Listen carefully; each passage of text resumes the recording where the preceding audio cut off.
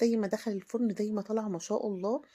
شايفين بيدوب كده دوبان من جوه، بيخرفش وحلو كده ايه هشة من جوه. شايفين من جوه الملبن لا نشف مني ولا طلع ولا اتحرق ولا اي حاجة من دي.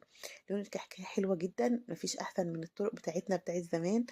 الكحكاية حجمها حلو، ما هياش كبيرة على فكرة. والله العظيم احنا كانت ليا جارة الله يرحمها يا رب ويسامحها ويجعلها اسعد الليالي عليها.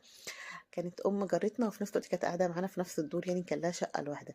كانت بتبدا بقى تعمل كحك كده من اول العشر الاوائل كده في رمضان. كانت الكحكايه بتاعتها كبيره جدا، يعني كحكايه كبيره بس ما شاء الله والله بجد. الكحكايه كان طعمها خطير، يعني انا في حياتي ما اكلت كحك بطعامه كحكه. الله يرحمها يا رب.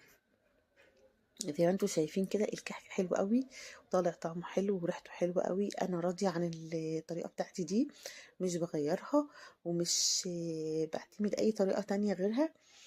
واللون